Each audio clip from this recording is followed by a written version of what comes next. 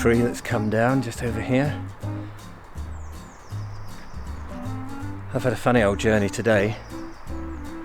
Roads blocked, traffic queued up. It's just after the storm Eustace and the other storms that we've had, and I've come here right on the West Sussex border with Hampshire, just north of Rake, and a little to the west of Milland, where out on its own is Milland Parish Church. I think it's Parish Church. And I'm going to have a quick look at that as part of my Sussex Border Walk. But I'm just looking at this rather large tree that's come down and thinking of my Essie.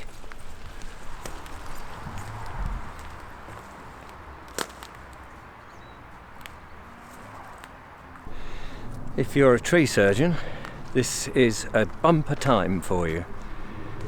Yes, indeed. Here we go. Tree surgeon behind me.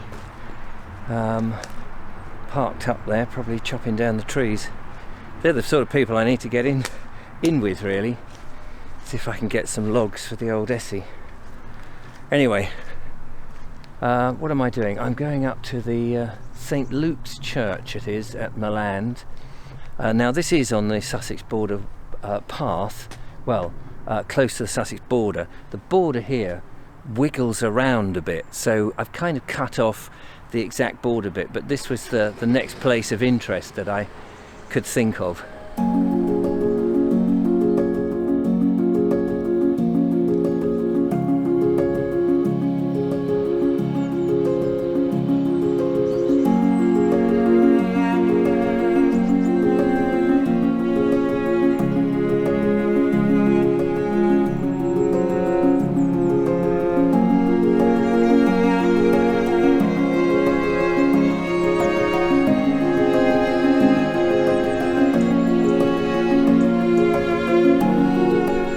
It's a very beautiful graveyard here.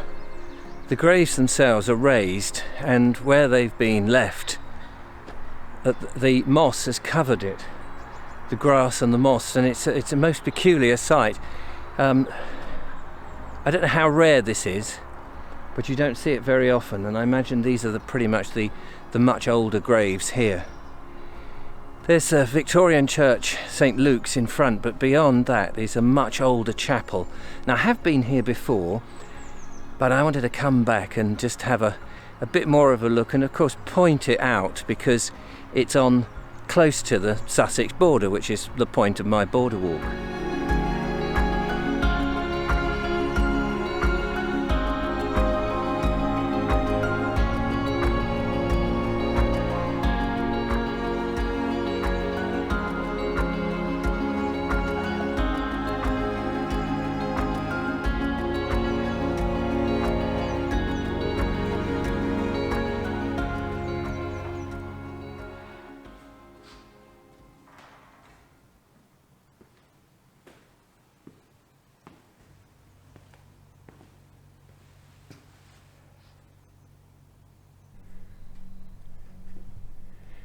I thought I'd come in and have a look, because we'll go and have a look at the chapel if we can get in there in a moment.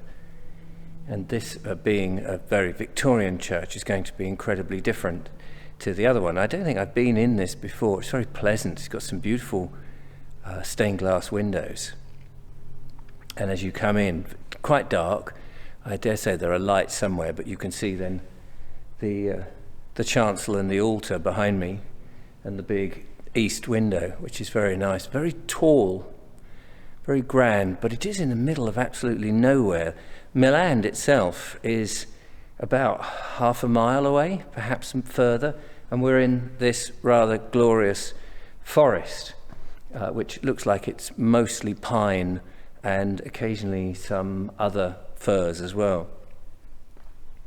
Lots of pews here, so I imagine it serves more than one village, perhaps a number of villages combined together.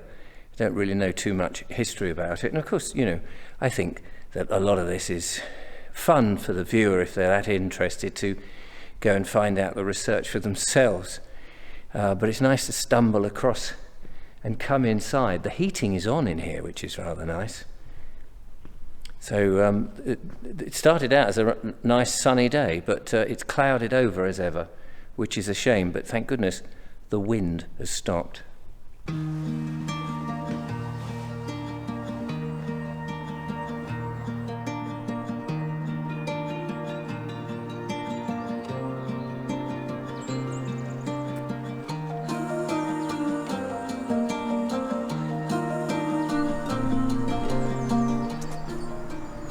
I'm not going to spend too much time in St. Luke's. It's the Tuxlith Chapel, which is just here, much older, which is far more interesting. So let's go in and have a look at that. It's been rebuilt and looked after in recent years, and various renovations have been carried out here, but it's much older than it looks.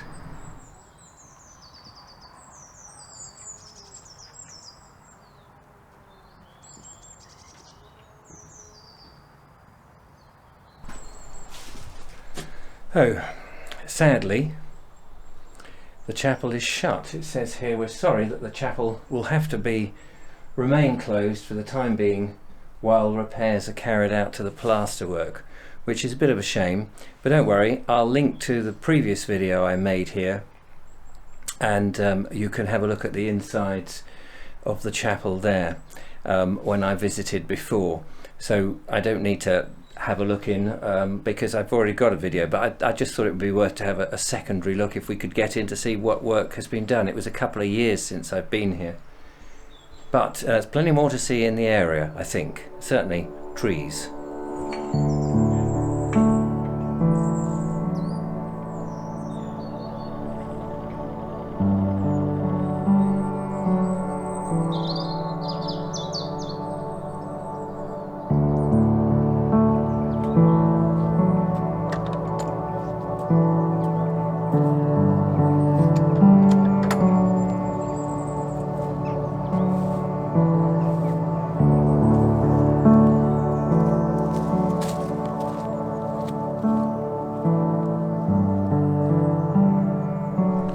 As I drove up here to park the van, I still keep referring to it as a car. It's sort of so ingrained in my mind because well, over a year ago now I had a car, and I've always had a car, and obviously this is my first van. But anyway, I noticed as I came up, and I had to divert because of road things, because of trees had fallen down, that the land is still very much saturated with water. So I haven't been able to go out and do proper walks any length of time because the landscape is a great big bog. But here you can see all around me, trees have come down, branches have crashed down. It's interesting to see the devastation that a strong wind can do. We don't get that many gales in this country, not compared to places like America, in which they have a lot whistling through.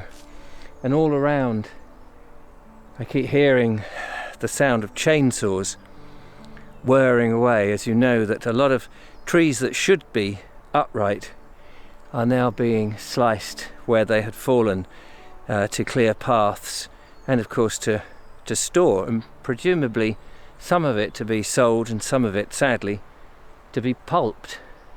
It's an interesting little bit of ground here, and we're actually quite high as I come up. And I think I can see in the distance Black Patch Hill.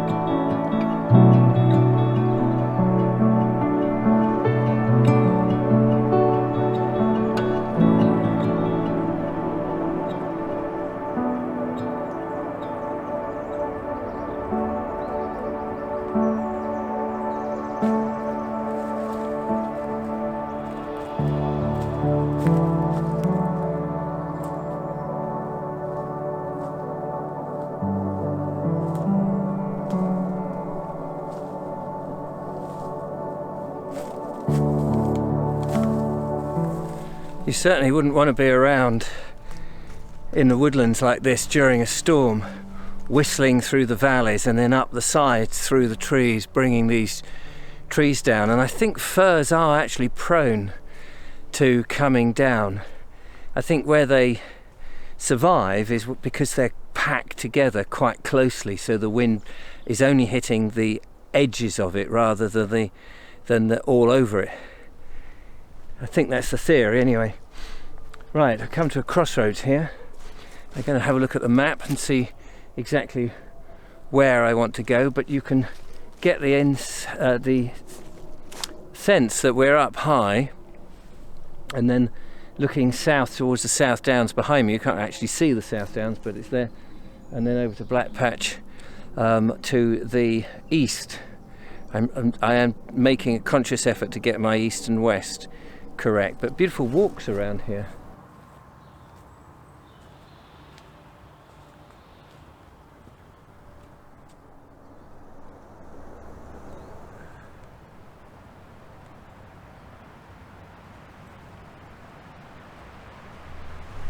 I'm walking now along the top of the ridge. I guess in a way this is a hangar, you could say, up above Milland. I believe the village is that way, westwards from where we are, and then we're looking south and south east. Yes, that's it. It drops down. There's another walk. You go down some stone steps which were carved into the rocks here, or into the hill, and then it sweeps around and you can do a slightly longer walk. But the weather is clouding over and we got some grey skies. What started out as lovely sunshine has now gone a little bit grey, so I'm going to try and do a smaller circle than I would ordinarily.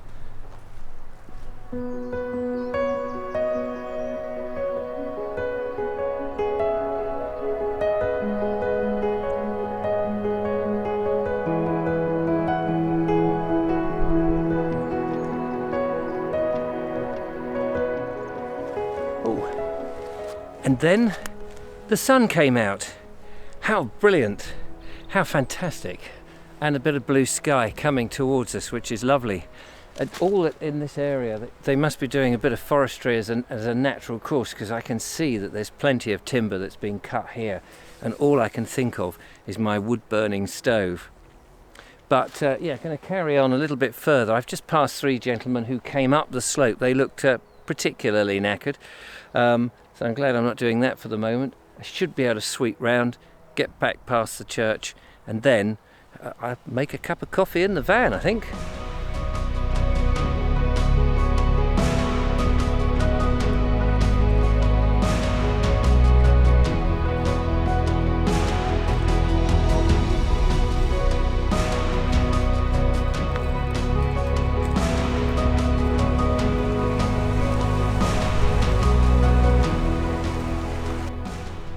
Well, this does feel like I'm definitely in a hangar.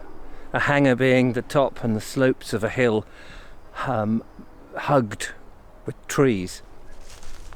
And if I go over here, you'll certainly see it slopes down quite sharply just behind me. So I'm going to avoid that in case I slip and tumble down, which nobody in their right mind wants to do, of course. It's very lovely actually, this whole area. You get the wide vista of the views, the valley, the hills in the distance. You've got all these trees. I've barely seen anyone. A couple of walkers, as I say, have passed me. And you've got all this quiet nature.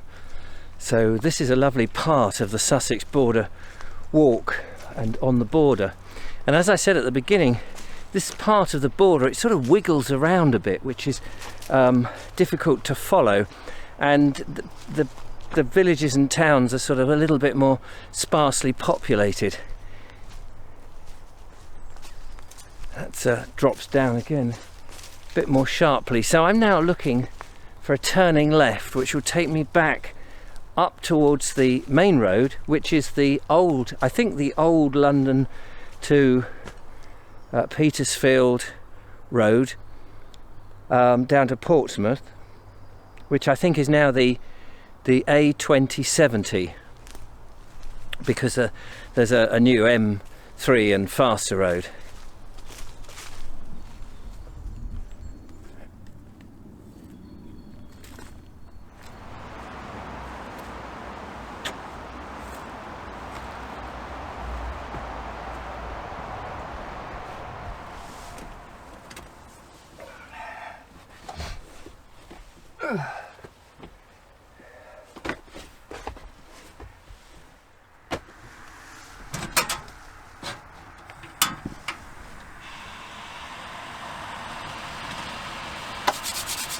The kettle is on,